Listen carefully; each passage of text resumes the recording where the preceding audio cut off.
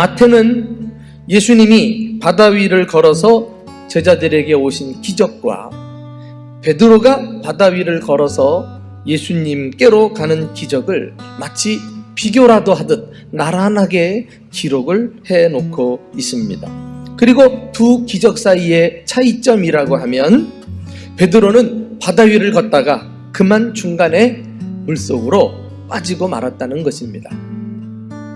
이런 사건을 통해서 저는 주님께서 우리에게 하실 말씀이 있음을 깨닫게 됩니다. 과연 베드로가 바다 위를 걷다가 빠지는 사건을 통해 우리가 배워야 할 교훈은 무엇일까요? 몇 가지로 은혜를 함께 나누고 싶습니다. 첫째로 이 사건은 인간의 불완전함을 깨닫게 해줍니다. 베드로가 물속에 빠진 사건을 우리는 오히려 하나님께 감사해야 하겠습니다. 하나님은 성공적인 삶의 비결을 사람에게 맡기지 않으셨기 때문입니다. 인간은 자기를 자랑할 수 없습니다. 자기 혼자 힘으로 살아갈 수 없는 존재입니다. 오직 하나님과의 관계에서만 삶의 의미와 존재 가치와 살아갈 수 있는 능력을 공급받을 수 있는 것입니다. 우리 삶이 열매를 풍성히 맺어야 할진데 그 열매는 인간 스스로 맺을 수 없는 거예요. 항상 생명의 근원이신 예수님으로부터 그 힘을 공급받아야 비로소 가진 우리는 열매를 맺는 삶을 살 수 있습니다. 우리가 인생 가운데 만나는 많은 시련 중 대부분은 하나님께서 우리를 오히려 낮추시기 위해서 겸손케 하시는 시험일 경우가 많습니다. 우리가 스스로 강하다고 하실 때 주님은 그 강한 것을 가지고 우리를 테스트하신다니까요. 우리를 훈련시키시는 분이에요. 우리는 끝까지 겸손하셔야 돼요. 끝까지 인간의 연약함과 불완전함을 주님 앞에 인정하면서 주의 도우심을 의지하고 살아야 합니다. 이렇게 겸손한 신실한 일꾼들이 우리 교회 안에서 구름대같이 일어나기를 주님의 이름으로 축원합니다. 두 번째 교훈은요, 그럼에도 불구하고 예수님은 우리를 기적의 삶으로 초대하신다는 거예요. 여기 복음에 놀라운 메시지가 있습니다. 예수님은 우리의 연약함에도 불구하고 우리를 당신의 파트너로 삼아서 함께 일하기를 원하셔요. 주님 명령하실 때 우리가 순종하면 무리를 걷는 놀라운 기적을 경험할 수 있다는 것입니다. 얼마나 많은 그리스도인들이 물 위에 발을 내딛는 것을 주저해요. 그리고 안전하게 자기가 지금까지 해온 방식을 따라서 주어진 환경 속에서 그냥 좋은 그리스도인으로 살아가는 일로 만족해요. 우리가 좋은 그리스도인이 되는 것은 좋지만 그 신앙이 소극적이어서는 안 돼요. 부정적이어서는 안 돼요.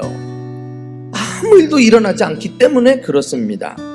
막상 두려워도 발을 떼고 보면, 야, 나도 이런 일을 할 수 있구나.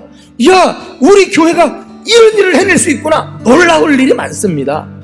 세상에 우리가 부러워하는 업적과 모든 성취는 그 비결이 모험을 무릅쓰고 순종하면서 적극적인 믿음을 발휘한 사람들의 것이었어요. 우리 삶을 한번 돌아보고 우리 내면을 성찰하면서 우리 입에 불평을 거두고 부정적인 생각을 지우고 주님 말씀하시면 아멘! 믿음으로 응답하고 순종함으로 기적을 체험하는 저와 우리 교회 될 수 있기를 주님의 이름으로 축원합니다. 마지막으로 주님이 주시고자 하는 교훈은 일관된 믿음의 태도가 중요하다는 것입니다. 처음 시작했으면 끝까지 가는 게 진짜 믿음인 것입니다. 안타깝게도 베드로는 처음 믿음으로 첫 발을 내딛었는데 계속 갔어야지. 그런데 중도에서 그 믿음이 작아지고 말았어요. 시선을 예수님에게서 풍랑이는 바다로 옮기는 순간 그만 바다에 삼켜버리고 만 것입니다. 우리도 베드로처럼 주님을 놓치고 풍랑이라는 환경을 바라보다가 그만 무서움에 사로잡히면 지고 마는 거예요. 무서워 빠져가는지라 그의 마음속에 어느새 믿음이 아니라 두려움이 가득 차 있는 것을 말해요. 믿음과 두려움은 공존할 수 없습니다. 우리는 암만 믿음을 갖고 산다고 해도 불가피하게 불완전한 존재이기 때문에 또다시 인생의 바다에 빠질 때도 있고 풍랑에 휩쓸려 쓸려갈 때도 있단 말이에요. 그러나 꼭 기억하십시오. 그것 때문에 우리는 바다에 빠졌다고 해서 아주 멸망당할 존재가 아님을 믿으시기를 주님의 이름으로 축원합니다. 우리 곁에는 항상 주님이 계셔요. 베드로처럼 주여 나를 구원해 주세요 하고 주님을 찾으면 주님이 손을 내밀어 우리를 건져 주실 줄로 믿습니다.